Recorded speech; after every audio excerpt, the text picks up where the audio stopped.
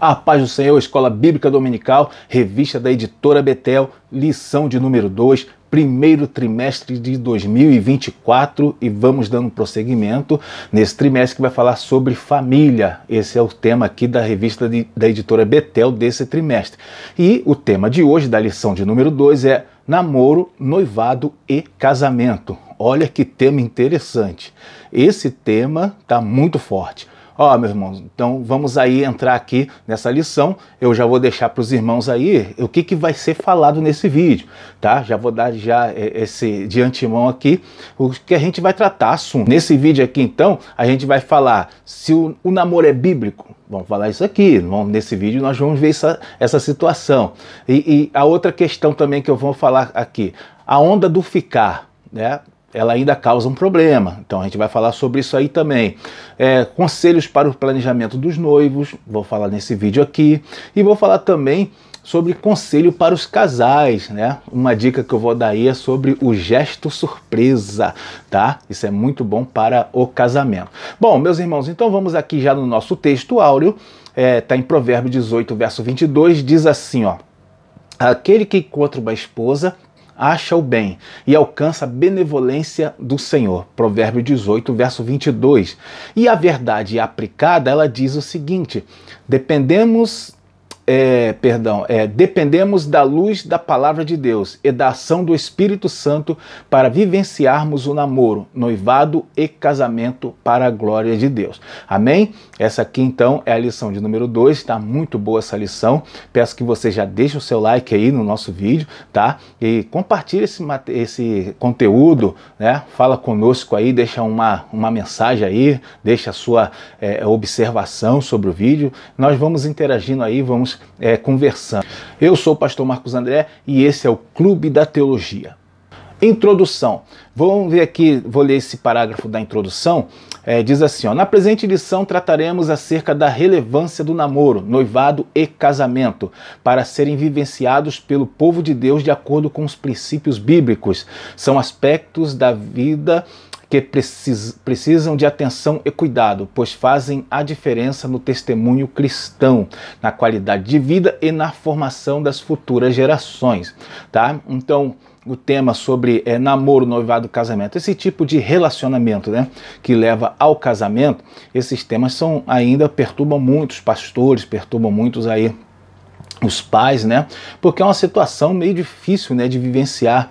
Um pai cria um filho, uma filha, e de repente vê ele já nessa situação, já pronto para sair de casa. Muitos pais têm dificuldades quanto a isso. Mas a questão da lição aqui é tratar os aspectos bíblicos, né? É tratar a questão do futuro do jovem casal, tratar a questão do relacionamento, né?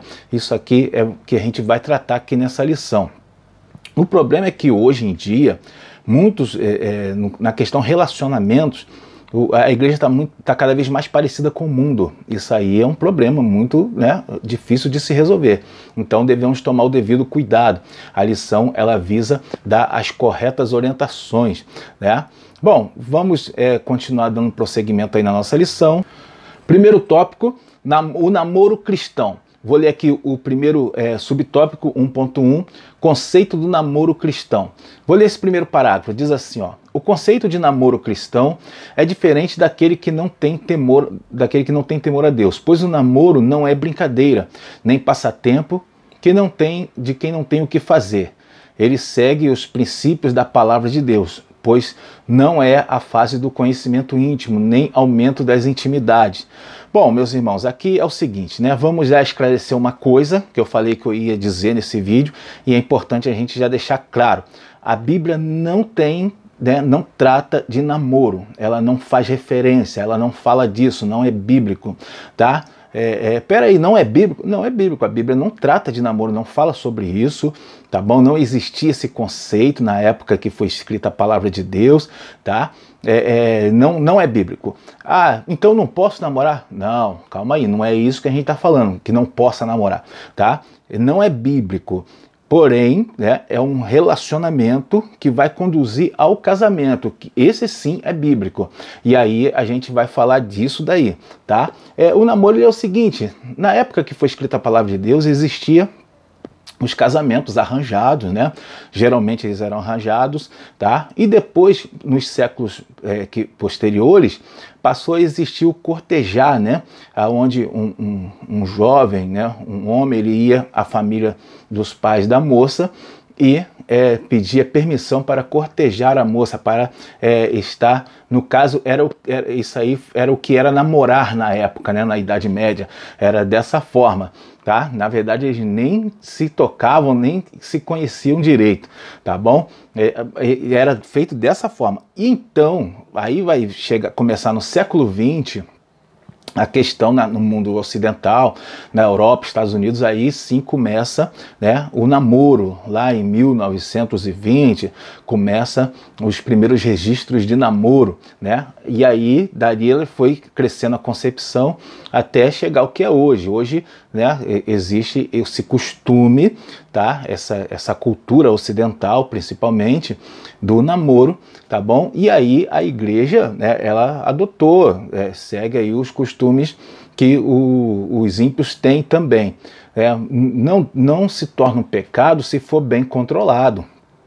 Se seguir, conforme o comentarista fala aqui na lição, se seguir os princípios bíblicos da santidade, os princípios bíblicos do relacionamento, aí sim o namoro ele não se torna um pecado, não se torna um problema, mas ele passa a ser um problema se ele não seguir esses princípios, porque são dois jovens, duas pessoas se tocando antes do casamento, e isso, se não for devidamente controlado, devidamente seguir devidamente aí na presença do Senhor, tá? Com todas as orientações e discernimento e racionalidade, se não for feito dessa forma, isso vai gerar com certeza um problema, tá bom? E é isso que os pais, que todos nós queremos evitar.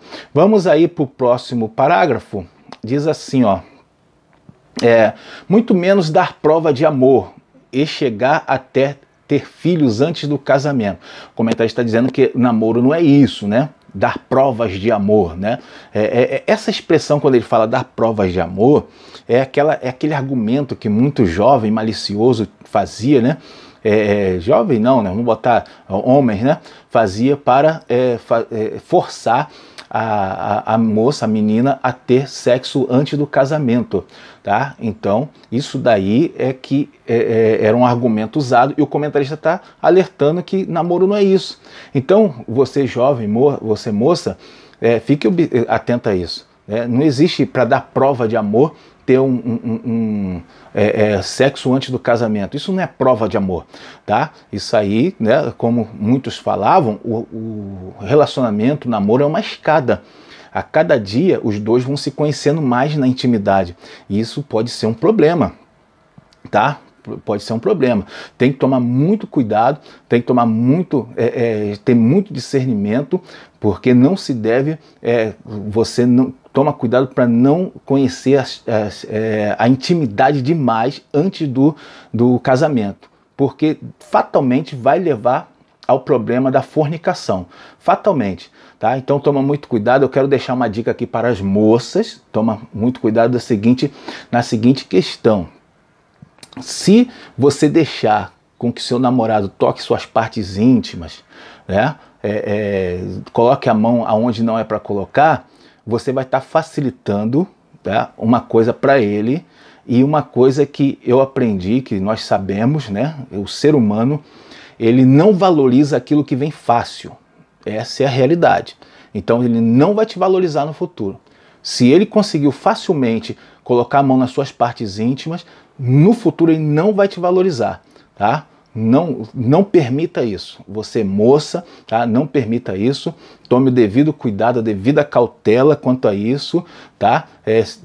O namoro tem que ser planejado também. Tem que haver planejamento para o futuro. A gente vai falar sobre isso aqui na lição, tá? Namoro tem que ter os limites éticos da santidade da palavra de Deus. Vamos aqui no próximo subtópico, 1.2. O tema é: quando se deve começar um namoro, tá? Vou ler aqui o primeiro parágrafo. Diz assim, ó: para tudo na vida tem seu tempo determinado. Alguns começam prematuramente, precocemente. Namoro muito cedo, com certeza falta maturidade, responsabilidade e condições para firmar um compromisso. mais sério. Interrompem projetos profissionais, sacrificam estudos e a própria adolescência. É uma realidade, né? Muito cedo a pessoa, né, o jovem, a jovem, eles acabam se dedicando só ao namoro e esquecem os projetos. Bom, vamos lá. Namoro na adolescência não é recomendável. Não é recomendável, porque os adolescentes, eles estão se conhecendo o mundo, eles são muito inexperientes, tá? O que se fala, eles não cumprem aquilo que se fala. Já na juventude, depois dos 17 anos, aí já tem uma certa, um pouco já de maturidade, começa já a ter mais controle, agir mais racionalmente. Bom, não existe, né, é difícil estabelecer uma idade correta ali para namorar, tá? Isso é difícil, mas o ideal, um conselho meu da minha parte, é que o jovem faça os seus projetos, decida sobre o seu futuro, o que ele quer, que profissão que ele quer, comece a investir no futuro. Porque quando ele está investindo no futuro, ele vai ver, ele vai pesar, né, as questões do namoro com as questões do seu projeto futuro. Ele vai ter mais maturidade para fazer essas análises, né? Enquanto ele for mais jovem, não tiver projetado nada para o futuro, e aí ele pode acabar entrando num relacionamento que vai complicar mais ainda e o futuro dele vai ficar comprometido. Bom, vamos ler aqui no segundo parágrafo. Cuidado com a motivação para o casamento. Muitos querem começar cedo porque não aguentam mais os pais, porque ouviram uma profecia, porque tem medo de perder uma pessoa por causa da beleza, do corpo esbelto. Bom, irmãos, ó, você jovem, você moça, rapaz, toma cuidado com a motivação. Por qual motivo ele ou ela quer casar? Quer namorar. Por qual motivo? Porque visa sair da casa dos pais? Qualquer um desses motivos, ou aqui a lição fala, né, ouvir uma profecia, qualquer um desses motivos é perigoso. O único motivo para uma pessoa querer casamento, querer namorar, querer relacionamento, é o amor. Inicialmente com a paixão, vai, né, passando para o amor, esse que deve ser o motivo, tá? Por quê? Porque ele vai, qualquer um desses motivos outros que aparecem, depois eles desaparecem na caminhada. E aí o que acontece? A pessoa, fatalmente, esses relacionamentos que começam com essas motivações, fatalmente tendem a ir para o divórcio, tá? Isso é uma realidade muito grande. Os jovens têm que ter o mesmo motivo, para eles decidirem se casar, decidirem ter um relacionamento, decidirem namorar, decidirem noivar, tem que ser um único objetivo, se amarem, tá? Eles têm que descobrir isso. Tem que descobrir isso um no outro. E aí sim eles podem partir para um relacionamento mais sério. Bom, vou ler aqui o terceiro parágrafo. Diz assim, ó, cuidado com a motivação... Não, isso aqui eu já li. Vamos para o subtópico 1.3, namoro escondido e prolongado. Aqui que a gente vai falar sobre o tal do ficar, né? É aqui que a gente vai falar sobre isso. Vou ler aqui o primeiro parágrafo. Diz assim, ó, o namoro deve ser declarado e compromissado perante as famílias. O cristão não deve ter nada a esconder, deve ser transparente. A verdade e a sinceridade são atitudes de cristão sério. Deve-se respeitar o princípio da autoridade. Ó, irmãos, preste bastante atenção. Existia, no final ali do século passado, surgiu uma onda do ficar, né? Isso daí aí pegou muita gente no meio ímpio, né? Surgiu isso daí. O que é isso? É a pessoa não ter, os jovens ficar um com o outro, né? Se beijarem, ter tipo um relacionamento de namoro um com o outro, sem compromisso, né? Ficar uma noite, né, uma vez só, numa festa, sem compromisso, sem consentimento dos pais. Isso, nem os pais ímpios aceitam isso. É uma grande realidade. Até os ímpios que não têm Deus, eles não aceitam esse negócio. Inclusive, na igreja é inadmissível. O jovem cristão, moça, rapaz, não faça isso. Não faça isso. Namoro, a ideia de namoro, a ideia é de conhecimento. Você conhecer o rapaz te conhecer, os pais deles te conhecer, os seus pais conhecer eles, os pais uns dos outros conhecerem, todo mundo se conhecer.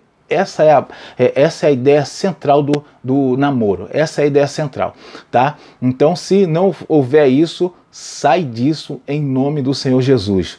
Tá? Eu vou falar, mais à frente vamos falar aqui sobre isso também. Ele fala aqui também na lição sobre o tempo, né? Esse subtópico está falando sobre o tempo.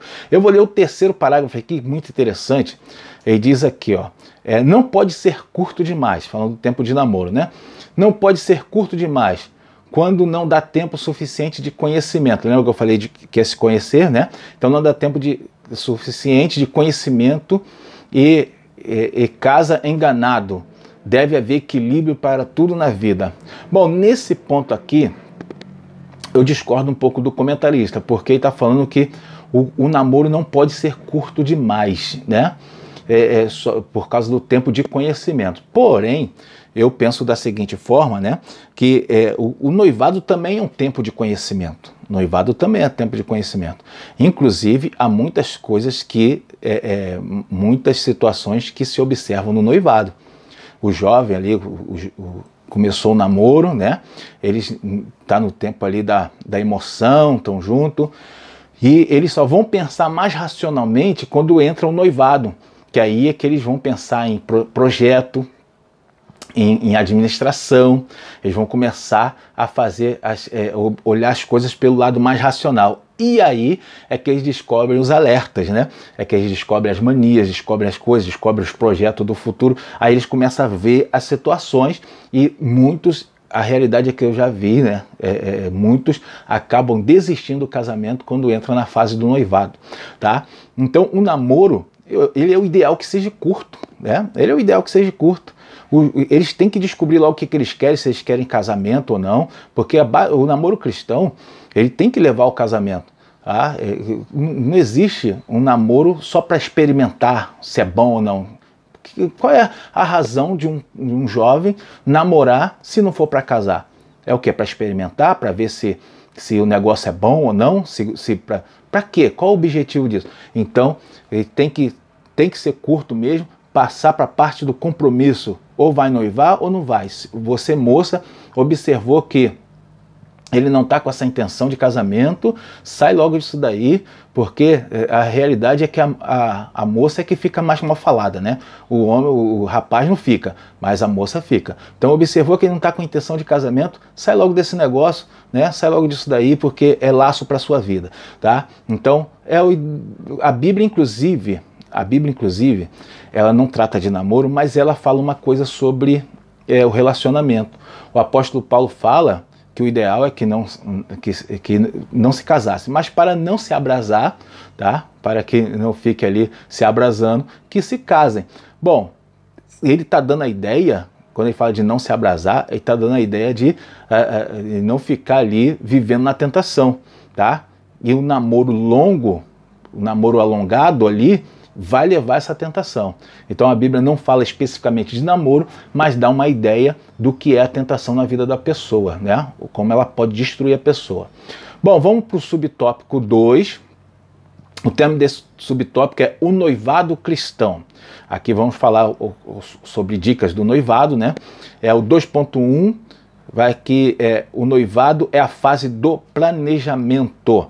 Bom, meus irmãos, eu quero lembrar os irmãos que na descrição desse vídeo aqui está os links para você conhecer o nosso trabalho lá, o nosso blog, o Clube da Teologia, você conhecer os meus livros publicados, tá bom?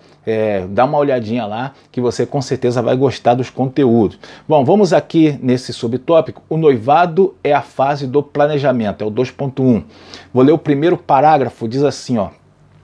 Planejar é montar hoje o amanhã, enxergar mais longe e se preparar para o futuro, começar a agir e tomar decisões sábias. Tá? Então aqui está falando o que é planejar e ainda fala algumas coisas, né, que você deve planejar. Interessante, ó. Algumas perguntas deverão ser respondidas pelos noivos. Onde vamos morar?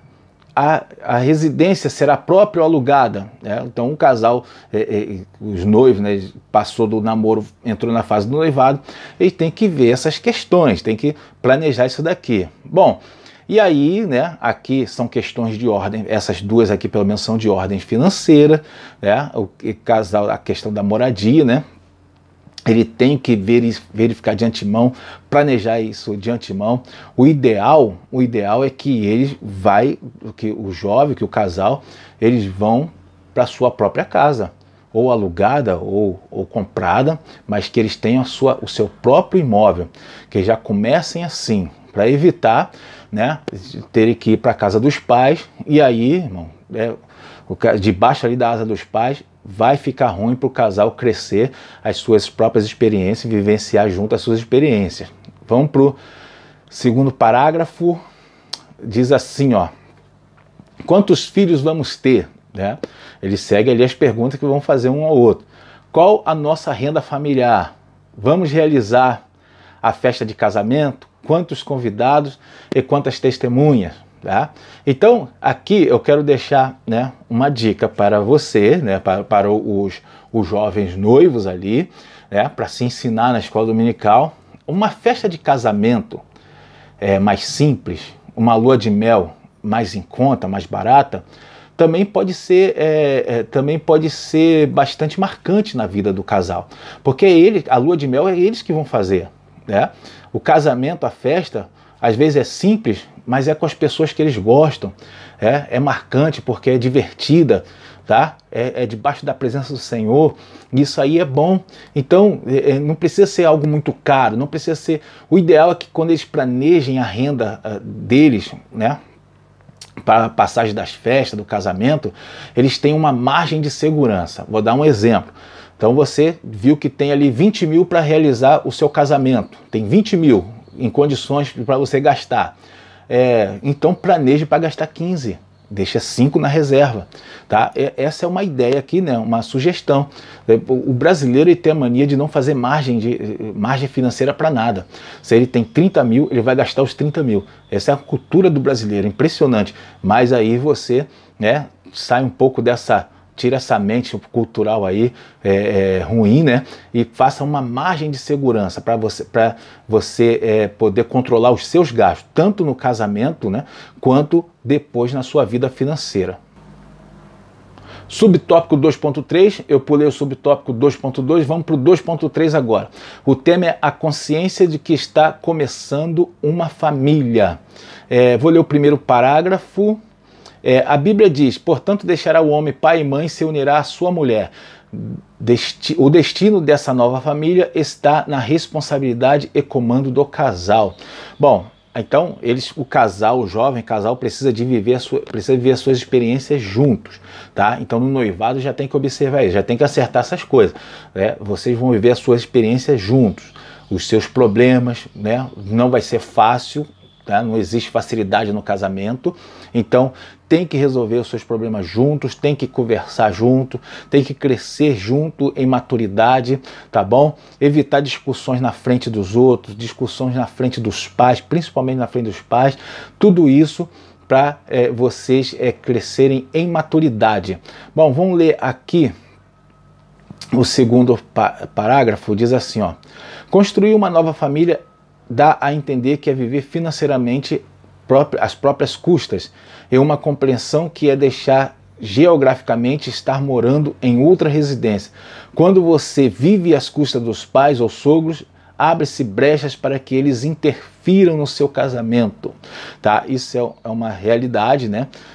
Precisa se planejar para sair debaixo, né, sair debaixo das asas, né? Debaixo da saia da mãe, debaixo das asas dos pais, para viver a sua vida juntos, crescerem juntos, tá? Alguns noivos, eles, quando vai fazer o seu levantamento financeiro para poder casar, para cortar certas despesas, eles decidem morar por um tempo na casa dos pais. Não faça isso, né? O ideal é que você, se vai se casar, planeje bem e aí você veja se tem condições de estar, né, arcando com o aluguel de uma casa, né? Se for isso, se não conseguir, o ideal é que adie um pouquinho o casamento, porque precisa resolver essa situação. Uma outra questão que acontece é quando os noivos ali caem em pecado, por exemplo. Caem em pecado e decidem apressar o casamento. E aí fazem tudo às pressas, aí não vê casa, não vê nada, fica na casa dos pais, tá? Isso é ruim, né? É como você, para consertar um problema, tentar consertar um problema com outro problema. Tá? O ideal, se caiu em pecado, resolva o problema, se conserte com Deus, tá? E aí você sai dessa condição e passa a planejar adequadamente o seu casamento. Esse é o ideal. Vamos para o próximo tópico. Tópico 3, o tema do tópico é o casamento cristão. Não se esqueça de deixar o seu like aí no vídeo, esse like ajuda muito aqui o nosso canal, tá? E vamos aí nesse subtópico 3.1, o tema é o casal cristão não deve andar pela própria cabeça, nem pela cabeça dos outros. É a ideia que a gente estava falando dos dois crescerem juntos, crescerem em maturidade. Vou ler o primeiro parágrafo, diz assim, ó: não ande pela sua própria cabeça, use o manual do casamento, a Bíblia Sagrada. Ela tem instruções e respostas para todas as situações. Nem sempre o que é lícito me convém, nem sempre o que é lícito me edifica, tá? As palavras do apóstolo Paulo. Então a Bíblia é o manual do casamento, ela vai dar todas as orientações para o casamento. Inclusive o casamento é o que mais a Bíblia trata. Ela nem trata tanto de noivado, tá? Mas ela trata muito de casamento, porque o casamento é o que é importante. Bom, irmãos, é o seguinte, o apóstolo Paulo está dizendo que nem tudo que é lícito me convém. Quando ele fala lícito, ele está querendo dizer dentro da legalidade, né? Nem tudo que está dentro da legalidade, que não é contra a lei, me convém. Vamos dar exemplo aqui para o casamento, né? Bebida alcoólica é ilegal? Não, a lei não proíbe, mas não convém para o casal, né? Outra coisa, frequentar motéis é ilegal? A lei não proíbe, mas não convém ao jovem casal, tá? Então isso tem que estar atento a isso. O segundo parágrafo diz assim, ó: não ande pela cabeça dos outros. Eles não conhecem a realidade do seu casamento. Muitos querem ser salvador da pátria, dando conselhos, mas não sabem nem para eles. São pouquíssimas as pessoas preparadas para dar conselhos conjugais, tá? Então a gente tem até na Bíblia o exemplo de Roboão, que não ouviu o conselho dos anciãos, mas foi se aconselhar com os jovens. Isso aqui é o exemplo de mau conselho, né? Conselho de pessoas despreparadas. E o comentarista está alertando que pouquíssimas pessoas têm condições de dar conselhos para casais. Essa é uma realidade, tá? Então, se você tem alguma situação no seu casamento, precisa de conselho, o ideal é que você vá primeiro aos pés do Senhor. Essa é a realidade. E aí, se você ali não conseguiu resolver a sua situação, está sentindo que precisa de um apoio, vá ao seu pastor. Ele tem as ferramentas ali. Claro que não são todos, mas na maioria dos pastores eles têm condições de dar um bom conselho espiritual para você. O 3.2, o tema desse subtópico é: os cônjuges precisam saber que eles representam um tesouro um para o outro.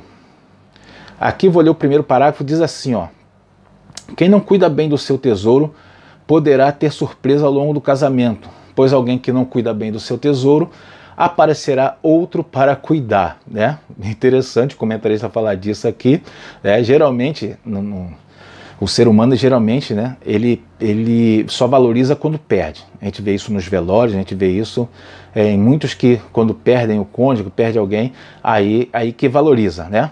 Mas a ideia aqui é que um valoriza o outro, né? Eles são tesouro um do outro, então que eles se valorizem, tá? Irmãos, aqui o comentarista fala que sempre vai, quando a gente não cuida, vai aparecer alguém para cuidar.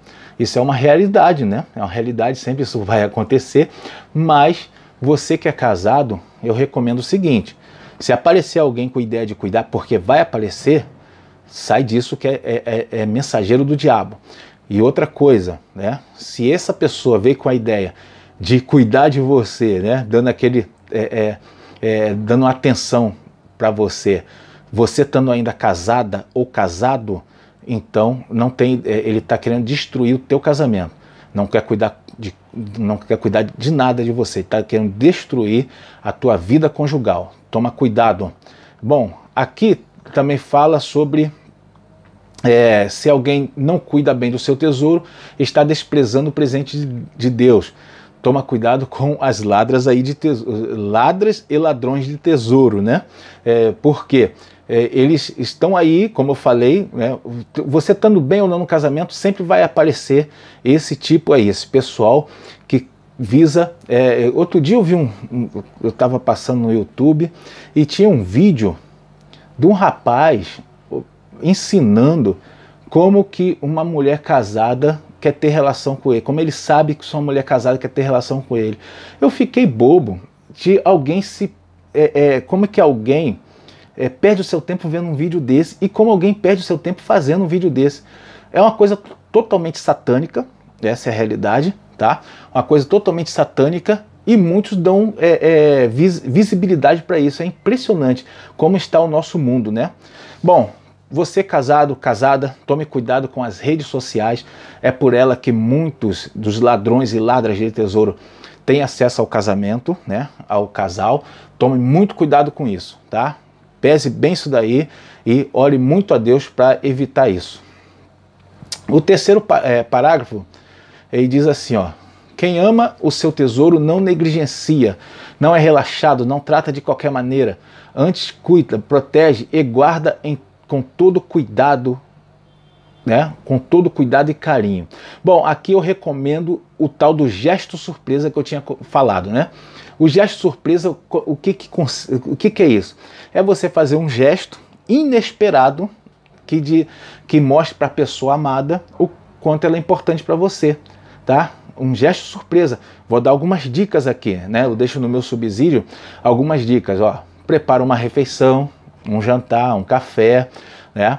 Dá um telefonema inesperado, faça uma declaração, deixa um bilhete, uma postagem na internet, na rede social, né? Sente para ouvir, tá? Às vezes a pessoa não está esperando isso daí, sente para ouvir o que ele ou ela tem a dizer, tá? Deixa assim a sua imaginação fluir, um gesto surpresa, tá? Não espere uma data comemorativa para isso, para você fazer um gesto surpresa, um gesto para o seu, porque aí já não vai ser surpresa, porque o seu cônjuge já está esperando isso, né? Data aniversário de casamento, já está esperando uma atenção especial, já está esperando um presente, mas quando você faz de forma surpresa, isso tem maior peso, um peso maior para ele, né? Ou para ela. Muito interessante, tá? O 3.3, só deixo aqui um alerta para os irmãos, né, dados do IBGE mostram que em 2021 o Brasil teve 386,8 mil divórcios. Olha que dado assustador, 16% a mais do que no ano anterior. E tem um tipo de divórcio que está crescendo agora, que é o divórcio com casais acima de 20 anos de casado. Isso está acontecendo muito, isso é alarmante, isso é terrível, tá? No último parágrafo do subtópico 3, eu não vou ler esse parágrafo, mas ele fala sobre ser exemplo, né? O casal, como as pessoas nos veem, como a igreja nos vê, como a parentela, como os vizinhos nos veem, tá? É o tal do legado. O casal tem que deixar um bom legado, tá? Isso aí é importante. Eu peço para você, professor, declare para sua classe assim, ou profetize para sua classe, como você preferir, tá? Que no grande dia em que todos nós nos apresentarmos diante do Senhor, tá? Naquele grande dia, todos nós vamos estar junto com nossos filhos, netos e bisnetos. E como isso vai ser possível? Tá? Como vai ser possível? Se você, casal cristão, deixar hoje um bom legado para os seus filhos, netos e bisnetos. O seu neto tem que ver que você é um exemplo de homem de Deus, de marido. Você, mulher, é um exemplo de dona de casa. O seu filho tem que ver isso, bisneto tem que ver isso, a família tem que conhecer essa história. É assim você vai estar deixando um bom legado e naquele grande dia em que você se assentar à mesa com o Senhor, vai ver todos eles ali, filhos, netos e bisnetos. Uma excelente aula para você, até o próximo vídeo.